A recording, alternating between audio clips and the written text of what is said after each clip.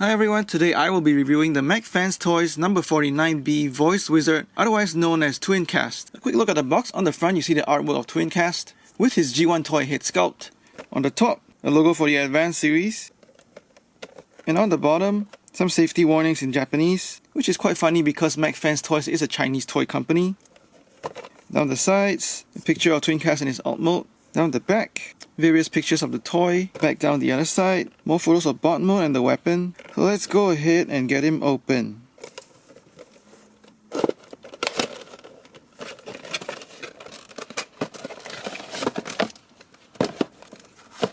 So he comes packaged in alt mode with the weapon and the cassette. And he comes with a set of instructions, which is exactly the same print from the previous release of Mech Fans Toys Blaster. So here's a quick overview of the instructions showing you how to transform him from the tape deck mode into his robot mode. A quick look at the rifle. It's casted entirely in a red plastic. Nice details for the buttstock, the scope, as well as the barrel. Very reminiscent of his G1 rifle design. This rifle actually doesn't have any paint applications on it. And here's a quick comparison with the rifle that came with Mech Fans Toys Blaster. As you can see, it's exactly the same sculpt, but Blaster's rifle has gunmetal paint applications. And of course he holds his rifle just fine. Next up is a quick look at Ramhorn. Out of the package he's actually mistransformed, so you actually need to flip him inside out to get him into his tape mode. He's cast in a bright red plastic with silver paint for the tape detail, and that detail is reflected on the other side as well. Quick comparison with the miscolored Ramhorn that came with Mech Fans Toys Blaster. It's exactly the same sculpt, just in a different shade of red for the plastic. So to get Ramhorn transformed, you gotta just flip his head out on both sides, turn the tape mode inside out, and flip his legs down. All four of them on both sides.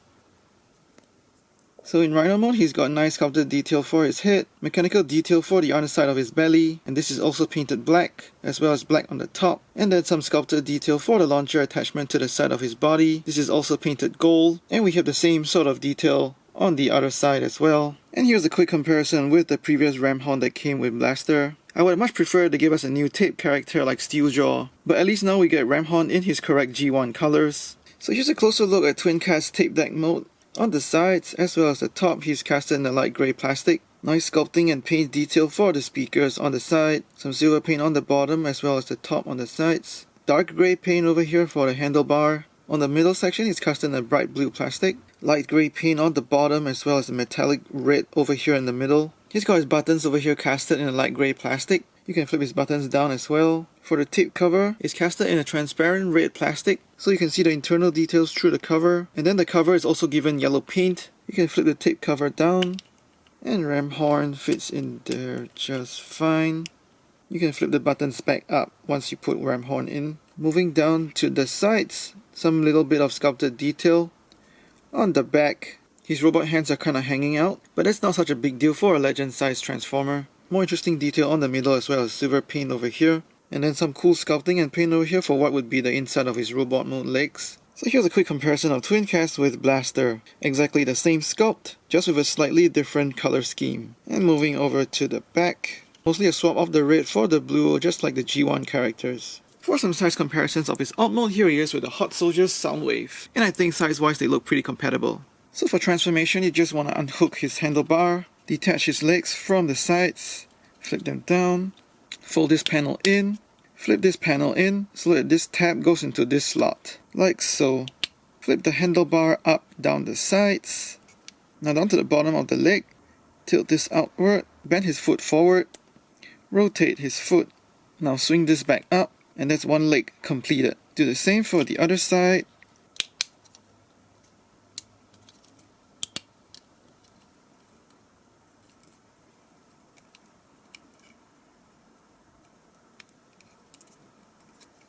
And that's two legs. Now turn his arms forward on both sides, flip these panels up, and rotate just this piece around to his back.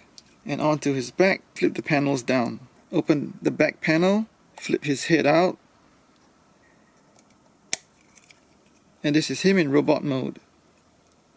Closer look at his head sculpt. Very sharp paint applications for the white on the top of his helmet and the yellows of his face. Very cool metallic blue paint for his eyes. Overall very sharp paint applications on his head, really impressed with that. Moving down to his torso, it's exactly what we saw in the tape deck mode. Very nice contrasting colors. He's got a grey elbow section for his arms, as well as a red plastic for his hands. Nice metallic red paint applications on the top of his legs, and the rest of his lower legs with the speaker details, what we've seen in the tape deck mode. Over to his back. The same back of the tape deck mode. Still really nice interesting details for the back of a robot, as well as the mechanical detail on the back of his legs. And what I really like about his head sculpt is that Mech Fans Toys have given us yellow paint for his face, very accurate to the G1 cartoon, and that's an improvement over the pure white face paint that we've seen on the teaser pictures. Here's a quick side-by-side with Blaster. As you can see, they swapped out the color schemes. Red for the blue, the tape cover is now a transparent red, as well as differences in the lower legs. And zooming into the head sculpt is where you see the real improvement. There are more colors on his head, as well as the metallic blue eyes, compared to the flat blue eyes on Blaster. And you can see that the paint is really sharply applied on the helmet, but on Blaster there's a bit of bleeding just below the helmet, on the sides of the eyes, on the left as well as the right. And here's a quick look and comparison from the back, mostly just swapping the reds for the blues. For articulation, his head's on a ball joint, doesn't look down very much, he's got some sideways tilt. He looks up very well because of the transformation, but that exposes the ball joint, and he's got 360 rotation. Ball joint at the shoulders, so he moves around 360, as well as going out that far.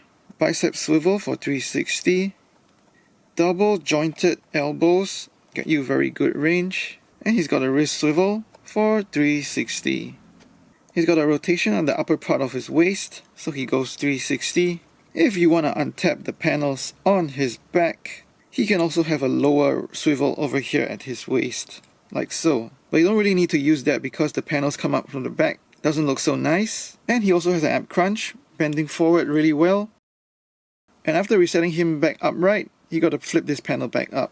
Ball joint at the hips so his legs go forward and backward that far. The back panels go up so you have a very good range backward. Very good sideways split.